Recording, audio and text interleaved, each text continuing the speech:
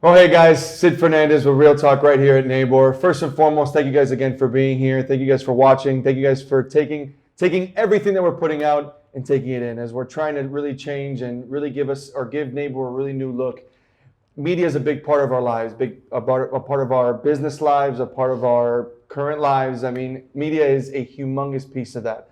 And we wanted to make sure that you guys not only are entertained, but you guys are informed on what's currently going on outside of these walls as well as within them. That's why we've started this wonderful interview series with some wonderful people and these wonderful smiles that you guys are giving me. Thank you, PJ, so much. So just a quick intro to the young ladies that we have to my left. Miss Christine Citrano, who's the VP, and you hold another role as well, correct? In NABOR. Well, it's vice president / secretary. Isn't that wonderful? So it's like dual citizenship right here at NABOR. Isn't that wonderful? And then we have Miss PJ Smith, we just found out is the treasurer. Just kidding. We knew that from before. And the website and the wonderful pins that she has across her chest. How are you today, PJ? Very good. Thank you very much. Lovely. And please, when You you go didn't see... ask me how I was. I don't want to. Just kidding. great. No, I'm just kidding. How are you, Christine? I do want to I'm make very sure well, thank you. Fantastic. I had already known before because we had talked about a little bit about the current comings right now with other endeavors going on. And then last but definitely not least, Miss Taiana Londono, who is, I believe, one of the managers of the NABOR store, correct? Yeah, the only one. The only one. Uno. Only one. Numero Uno. uno. We are going to go bilingual today, so please make sure you're carrying I on. know. Okay. Taiana, how are you? Because I'm I very want to good. make sure you don't throw a knife at me or something Very, from the very store. good. Thank you for Well, that's- asking. How are you? I'm doing great. I'm doing great, except for the shine going across my forehead. I think we're doing fantastic. Looks good. Oh, You like that? I put some powder, but that's gone already. That was about an hour ago. wow. Well, listen, guys. Today's just a real conversation, so you guys can really share about yourselves with those that are watching. Listen, we're having new members come in daily. Obviously, Southwest Florida is booming, and there's a lot of people who don't really get to know who the directors are and who our staff is that makes things happen right here at NABOR. So we're gonna get started with how did you guys get into this space in real estate? Obviously, you're not a realtor, Taiana, but you're most definitely an integral part of what's going on here. So first, we'll start with you, Christine. How did you get into real estate? I believe it was 04, correct, when you got started? I had actually been a stay-at-home mom for about 14 years. And my family had moved to Naples, my husband and my 2 children, and they were at an age where they really didn't need me to walk them to school or make them lunch or all that other good stuff. So I said, okay, I got to do something. And I decided real estate would be it. It seemed like a great way to have some money coming in and some flexibility in my schedule to still be there for them. And it has just been a joyride ever since. And I think going from a stay-at-home mom to realtor is a perfect segue, really, right? I think you taught a lot as a stay-at-home I parent. handled a lot of things at the same time, actually. Well, that's fantastic. PJ, how did you get into real estate? Yeah, I like her answer. You can have it. George, That would be very sometimes when my challenging. children Not are not copyrighted. being nice, I'll give those to you too. Copywritten. Oh my gosh. I came from a totally different space, so this is kind of my 4th life. Not 9, 4. Almost. Prior to this, I had been in government actually, and I headed up to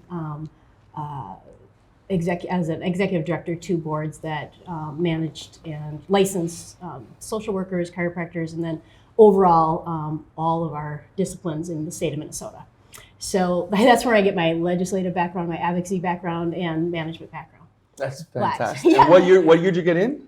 What year did I get Yeah, in? what year did you make the transition over to real I'm estate? still not there yet. Okay, So we're after working. that transition, I decided to make some money, some real money. Although I every year it was a succession up super fast. Like my first year I was an intern, and within 6 months I was a state planner, urban planner.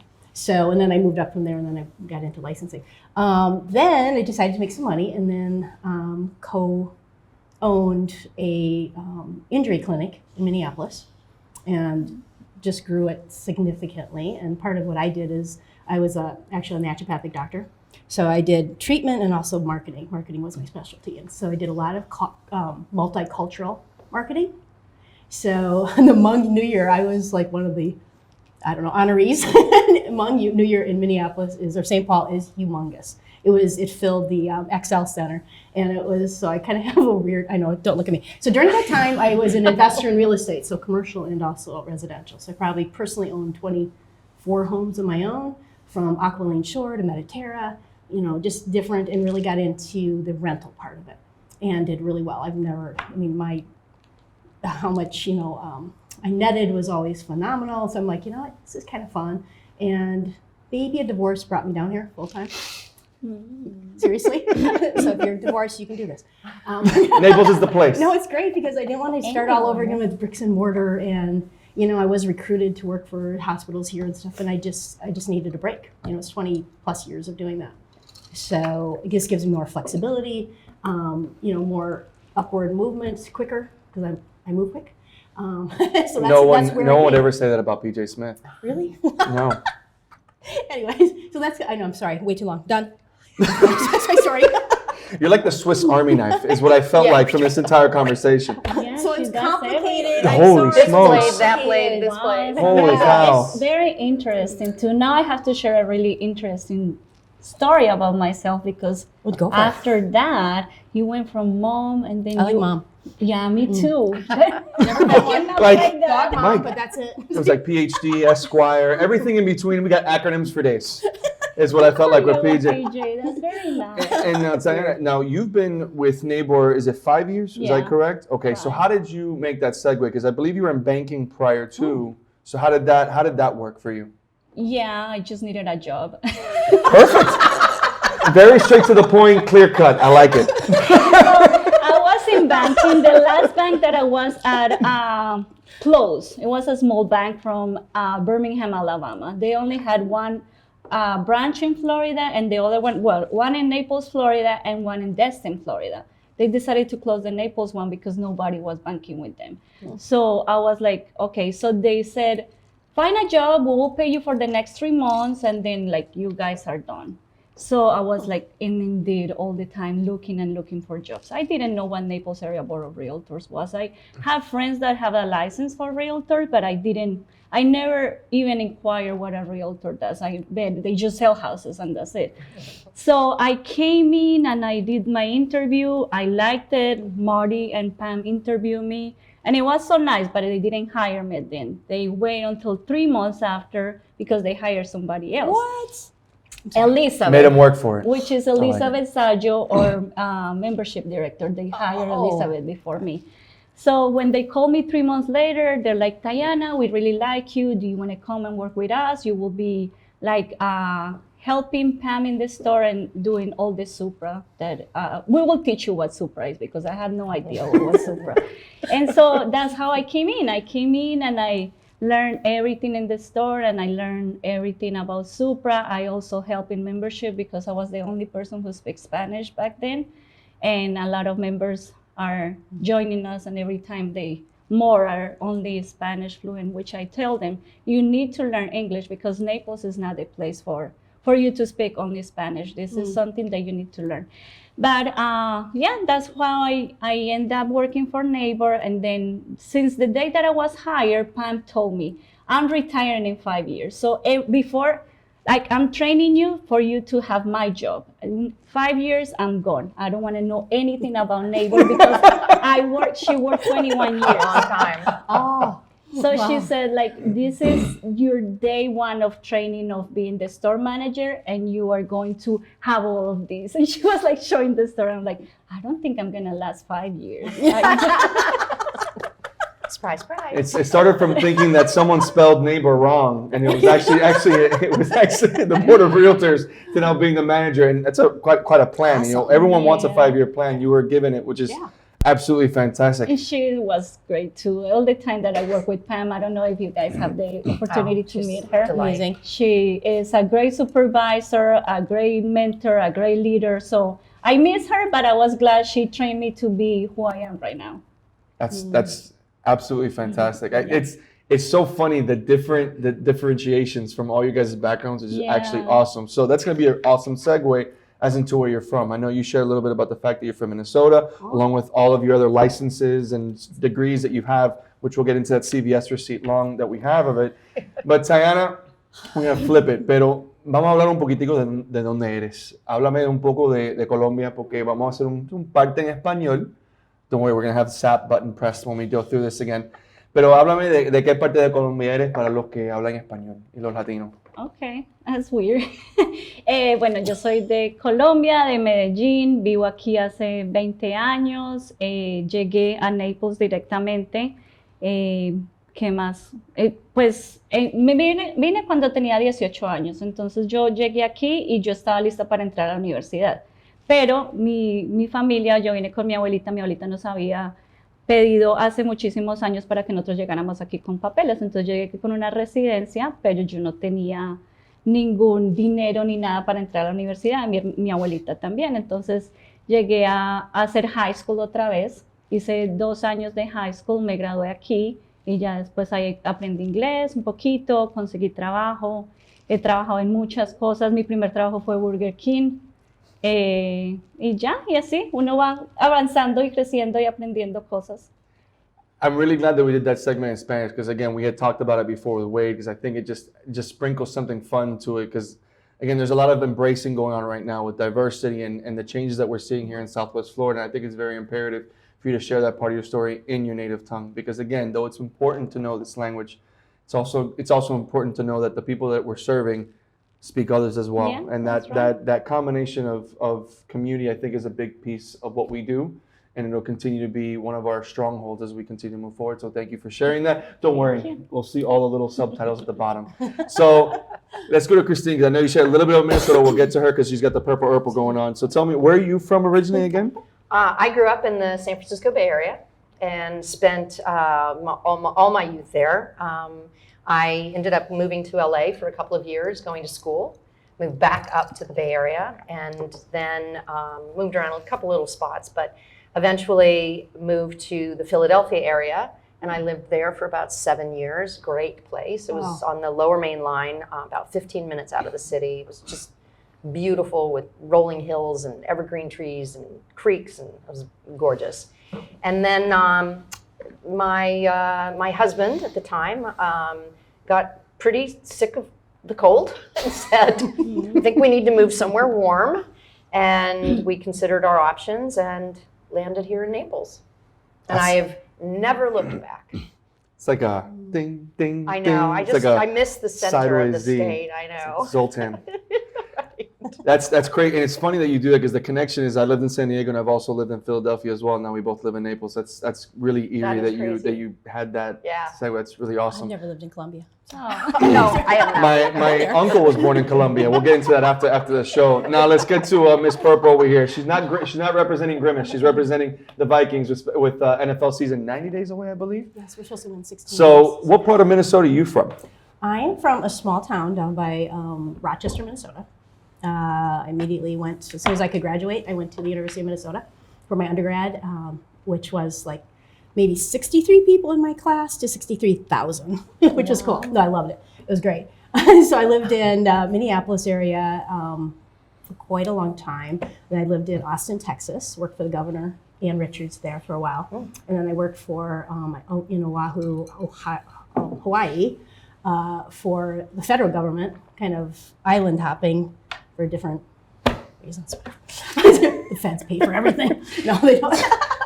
That, and then Ponte Vedra. I loved Ponte Vedra, Florida, and then here. But I've always been a snowbird here for like 25 years, so I kind of feel like it's. So are you still going? Are you No. you're here full time now, right? Yeah, since 14. I like it. Yeah, I'm not going back. No. I think the last day I was there, our videographer would like this.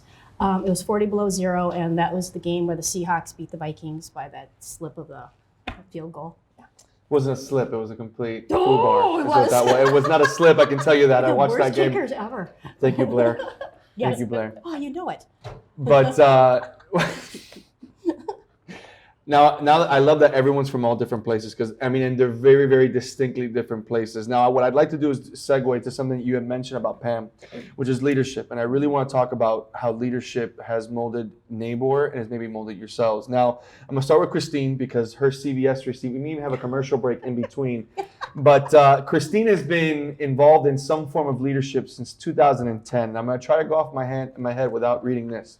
So, Leadership Academy, 2010 through NABOR, 2019 was through the state through Florida, right? Florida Realtors. 2014, you were the president of Naples on the Gulf For Women's Council? for Women's Council of Realtors. Yep. Darn it. And then 2020 for the state of Florida. For Women's Council of Realtors Florida. Correct. Yes, And then during the time of COVID, it was quite extraordinary. she was digital. What can you do?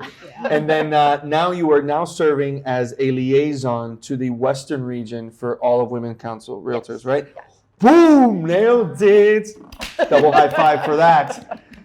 So tell me, and then obviously you are now currently holding 2 positions at NABOR for It's VP and one position. slash. it's just a slash. It's just It's one person, one position, but maybe they just can't decide whether to call it vice president or secretary. Maybe there was a transition. It used to be secretary, and then they changed it to vice president, and they just threw You're this. not the Just only have one options. who's confused. it's all It's a good. slash. Is what's important. So tell me a lot about your molding as a leader, because I mean you really stepped into it. I mean within 6 years of getting into the business, you stepped into the leadership academy, and from then on you seem to have harnessed that and really taken off with it. How has been that trek for you in leadership, and who have been some of your biggest influences as a leader?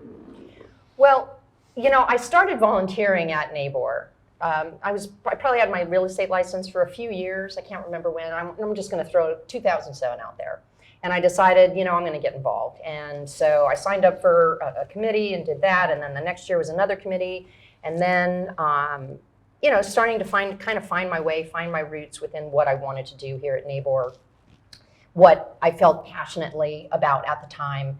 And it was while I was a member of the Professional Development Committee that I was approached to put my application in for the Leadership Academy. And so I did that and had an amazing, amazing experience. I mean, some of the best people that I know were in that class, and we're still good friends. For those of you who have participated, you know how that works. And after I graduated, I was asked to then step into the role as vice chair for professional development, which I was just like, whoa, I don't know. That's always my response. I don't know. But I decided to do it. And of course, that just led to being the committee chair for professional development. And then I stayed on that committee for several years. I think I might have been on that committee for 7 years, truthfully.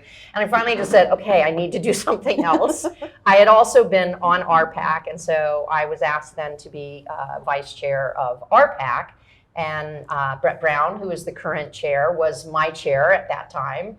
And then I folded into being chair, and this one here was my vice chair. And I said to you, and I don't even know if you remember this, but I said to her from the beginning, I don't look at this as though I'm the chair and you're the vice chair. We are co-chairs. We're doing everything together.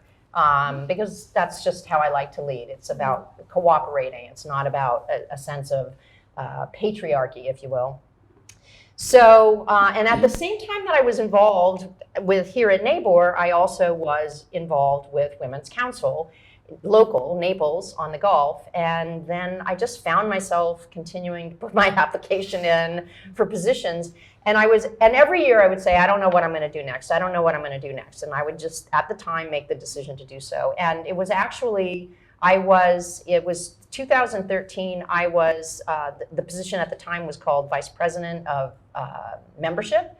And the woman who was she was the president-elect, so she was going to be the president of Naples in 2014. She had some personal issues going on in her life. She had to completely withdraw from all of her volunteer obligations. And so they turned to me and said, Christine, would you like to finish out the president-elect year and then be president next year? And again, it was one of those, I don't know, but I did it anyway. I do believe that, and I cite Tina Fey as saying this, but I'm sure she wasn't the first one, but say yes, and when asked to do something, say yes first and figure it out later. And that's kind of, I've lived by that. I like it. Just like don't, because if you let the little monkeys in your mind talk to you loud enough, they will talk you out of it. So say yes first and then figure it out. And that's what I did. I'm glad that you mentioned about the monkeys in the head, because man, I have a ton of them, right? Yeah. Those voices are. I'm slapping they're them all ringing back all the time. I'm having a visual.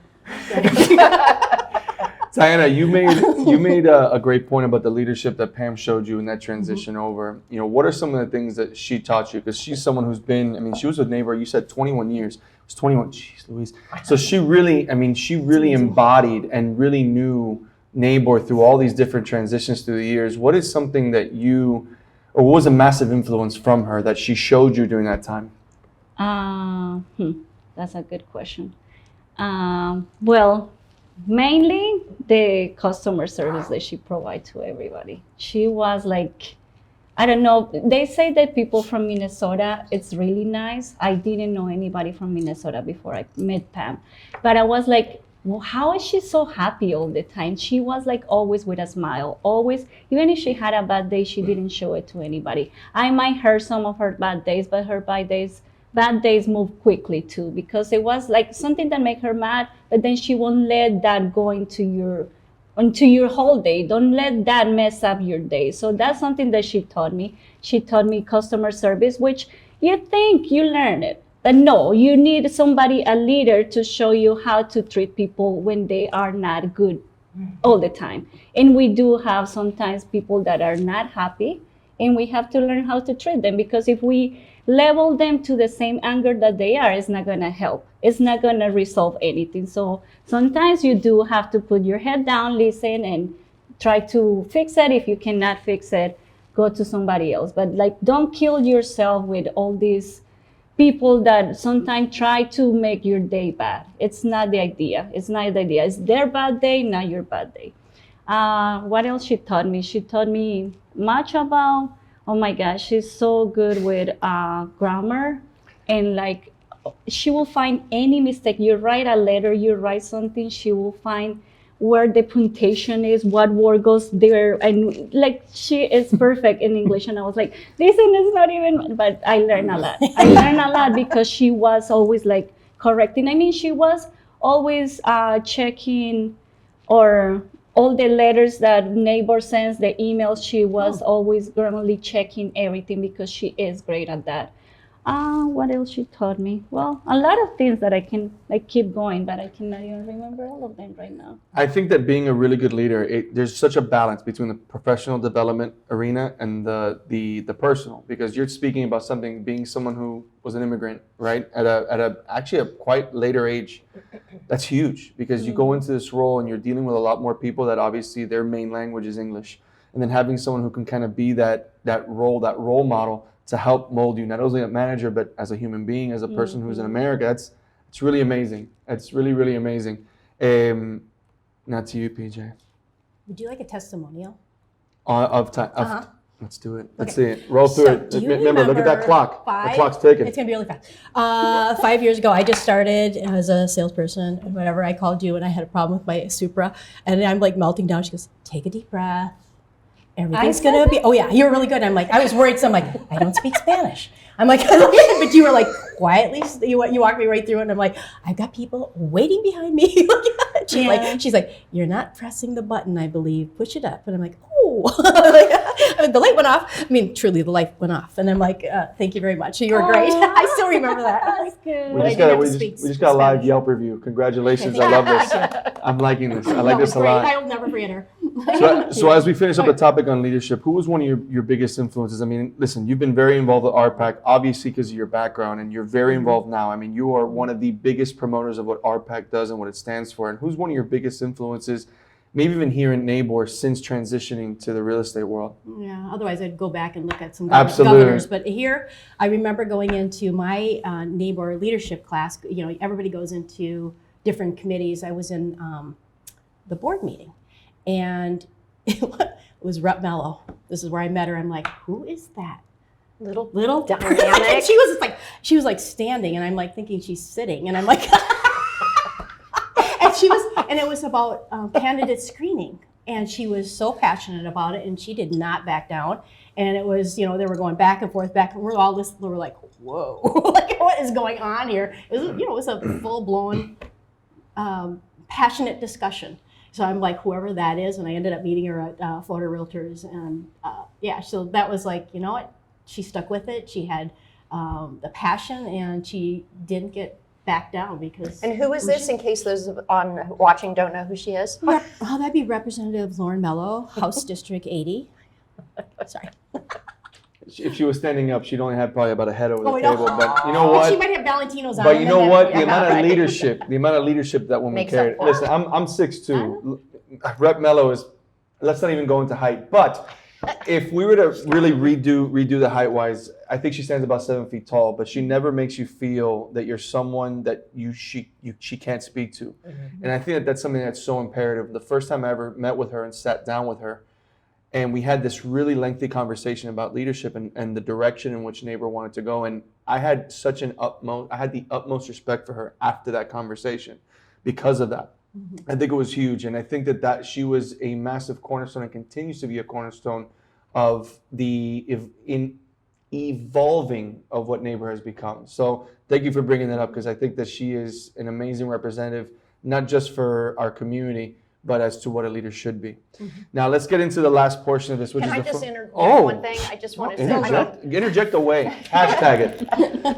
I really do believe wholeheartedly that, when you're a leader, you're not in charge of things. Mm-hmm. You have people who are looking to you for guidance and direction, but you also have to, as a leader, look at this and say, these people are in your charge. You have a responsibility to them, because really that's where your focus needs to be. It's not on you and where you're going next and what title you have and all that other muckety muck. It's about the people who are looking to you for that guidance. And that's something that I really try to live for. Well, I think we both have the same philosophy about building people up too. Absolutely. I know we just went to Wire, and I'm like, yeah, I could see your passion. And I'm just like, I get it totally. It's like we're not in charge of them, but we're in charge of absolutely motivating and building them up as great leaders. Yeah, I think it's huge, and those are massive points that you make. I couldn't have agreed more on a statement. Now, obviously, because we're going pressed against the clock, I want to end it with something, a message from you guys to those that are possibly joining NABOR. But before I get to that, speaking about Rep Mello, she says, don't forget your glasses when looking for your 6 and your 9 iron. Don't forget that. Get that on video. But as we end this, I do have a problem with that. as we end this segment, there's going to be people that are turning to these videos to make a decision on which Board of Realtors that they make the choice on. Okay, and there's obviously great choices up and down District 5. But for you guys, what's something that stands out right now for NABOR in your mind and in your hearts? For me, NABOR represents a community.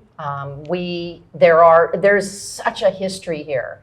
There are people who are still walking these halls who have been here from, I want to say, the get-go, and that's probably not true, but close to it.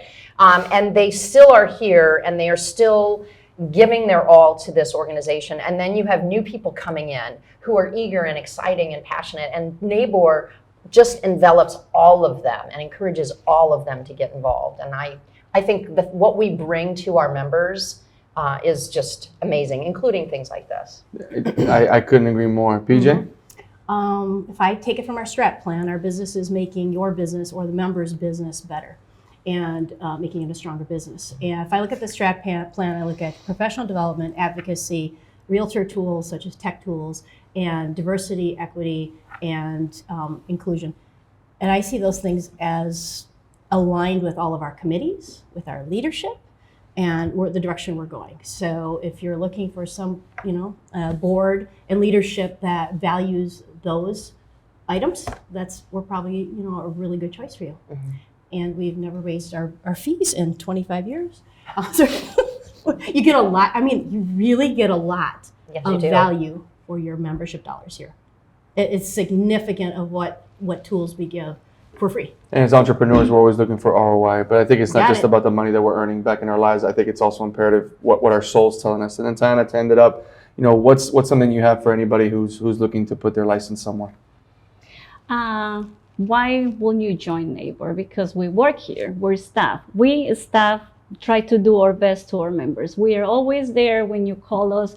We try to resolve it. We are at your service. We try to always get you a response. We don't let you hang in there like, or you call NABOR, nobody picks up, or you send an email and nobody replies. That doesn't happen at NABOR. NABOR is always on point. As staff, everybody that I work with, it's really, really good. I think We are well trained, and even though we haven't taken a leadership class together or we haven't done anything like that together, we're given a job and you're supposed to complete it, and that's it. We learn, and we are doing our best every day to bring our members the best that we can, and we're giving them our time and our efforts to do everything better.